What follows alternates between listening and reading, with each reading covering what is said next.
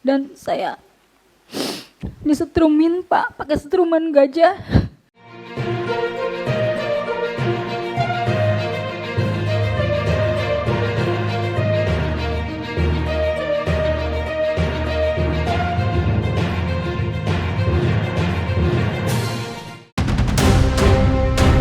Mantan pemain Oriental Circus Indonesia OCI melakukan audiensi ke Komisi 13 DPR RI atas dugaan eksploitasi selama menjadi pemain sirkus. Mantan pegawai OCI tersebut mengaku mendapat perlakuan keras yang berujung penyiksaan hingga tidak memiliki identitas diri.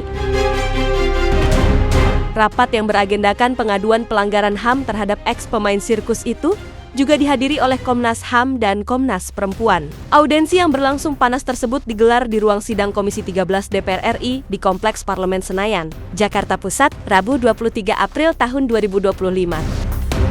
Di hadapan anggota Komisi 13 DPR RI, para eks-pegawai OCI memberikan kesaksian saat mereka mengalami penyiksaan dan eksploitasi yang diduga dilakukan oleh para petinggi OCI.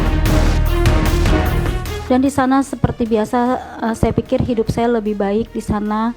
Saya tidak dapat penyiksaan. Ternyata di Taman Safari saya lebih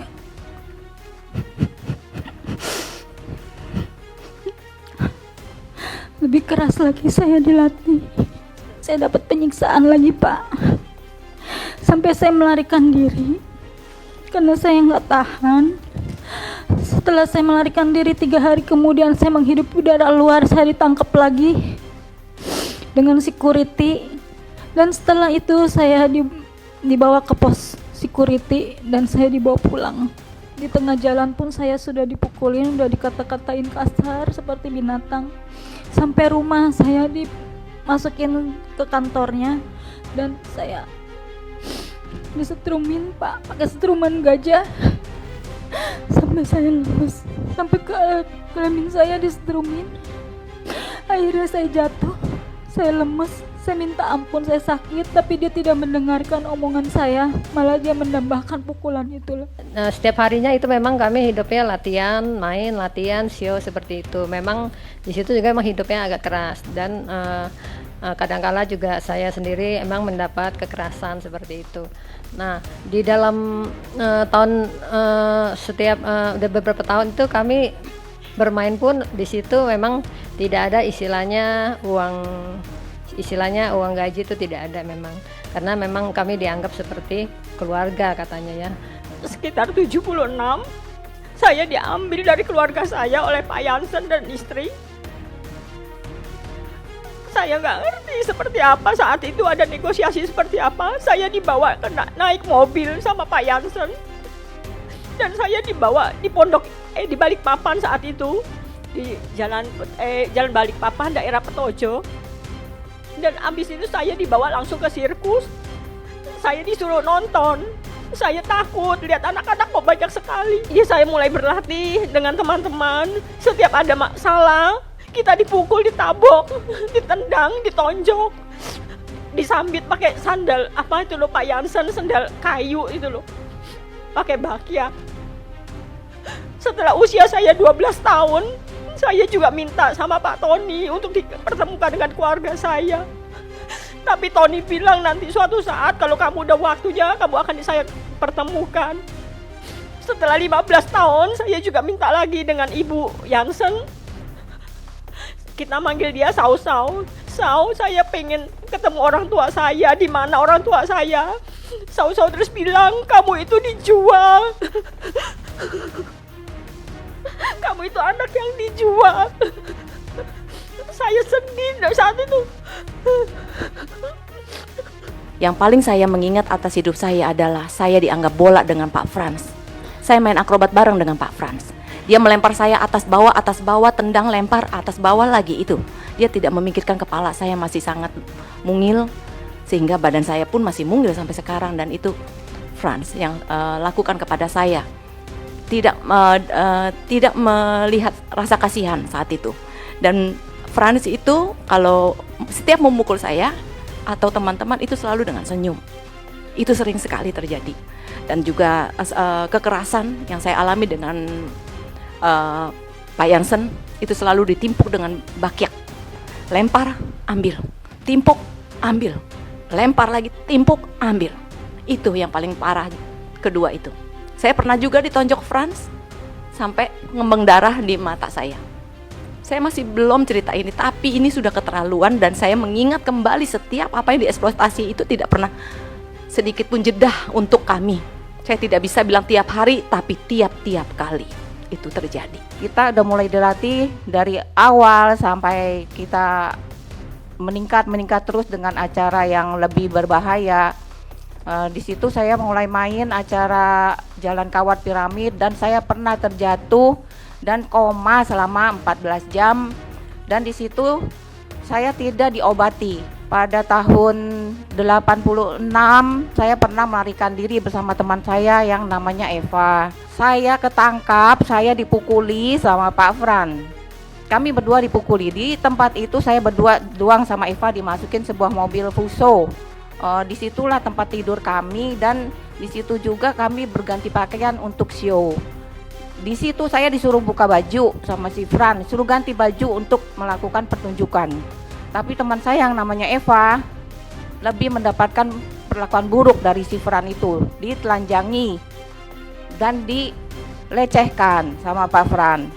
Karena saya harus mengadakan pertunjukan, jadi saya terselamatkan dari pelecehan itu.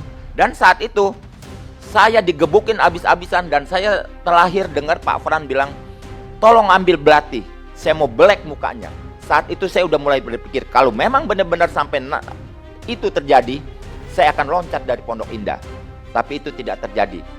Tapi akhirnya setelah babak belur abis-abisan, saya dibikinin satu surat pernyataan bahwa orang yang namanya ini sudah tidak ada sangkut pautnya lagi dengan Pondok Indah, dengan mereka.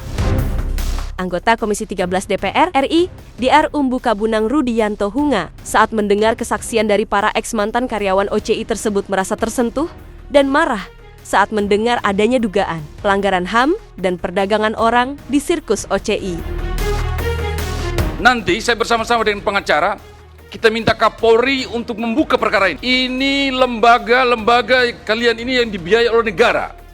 Lembaga menjadi tumpuan masyarakat untuk mencari keadilan. Kita masukkan unsurnya nanti TPPO dengan undang-undang HAM, undang-undang masalah kependudukan tentang perlindungan hak data pribadi, terus kitab undang-undang hukum pidana yaitu 263, 264 dan 266. Saya minta Bapak Kapolri, lihatlah anak-anak bangsa Indonesia yang teraniaya.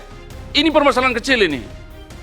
Siapapun di belakang, OSI dan lain-lain, lihatlah. Kalau bukan sekarang, kapan lagi kita menegakkan hak asasi manusia di Indonesia? Perlakuan yang dialami oleh ex-karyawan OCI ini, DR Umbuka Bunang Rudianto Hunga menyebut kasus ini adalah tindak pidana yang luar biasa karena terkait pelanggaran HAM berat, penganiayaan, dan penghilangan identitas. Kami dapat simpulkan secara hukum bahwa peristiwa tersebut dapat dikategori terjadi dugaan tindak pidana pelanggaran HAM berat. Semua korban ini direkrut pada usia 12 tahun. Ada yang 12 tahun, ada yang 13 tahun. Direkrut dari keluarganya. Nah, ini saja sudah patut juga melanggar undang-undang perlindungan anak atau mempekerjakan anak di bawah umur.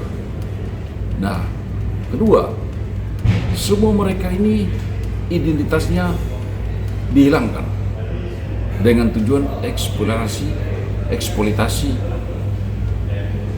untuk mereka bekerja secara ekonomi dapatkan. Jadi peristiwa ini dari kecil mereka tuh tidak pernah tahu asal usul orang tua mereka siapa. Sampai dewasa pun masih banyak yang tidak mengetahui asal usul identitasnya. Jadi tindak pidana kerugian itu sampai sekarang ini masih mengalami kerugian.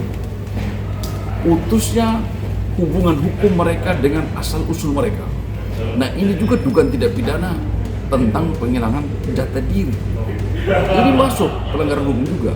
Tetapi perlu diingat bahwa korban ini sudah melakukan upaya hukum 20 tahun lalu.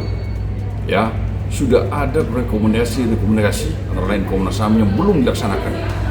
Bahwa ini bukan perkara yang dikategorikan bisa kadaluarsa. Menurut pemahaman hukum saya bahwa dugaan tindak pidana pelanggaran HAM berat tidak mengenal namanya kadaluarsa. Kami meminta mendorong Kapolri untuk membuka kembali SP3 perkara tersebut dengan nanti akan dilampirkan bukti baru, petunjuk baru, keterangan dan saksi-saksi mungkin yang perlu dengan keterangan yang baru agar syarat daripada SP3 dibuka jika ada bukti baru, petunjuk baru atau saksi baru, maka kita sangat yakin perkara ini bisa dibuka. Maka kalau ada korban lagi yang mendengar berita ini yang merasa menjadi korban, silakan mengadu ke DPR di Komisi 13. Kami siap membantu, kami siap melindungi seluruh masyarakat Indonesia.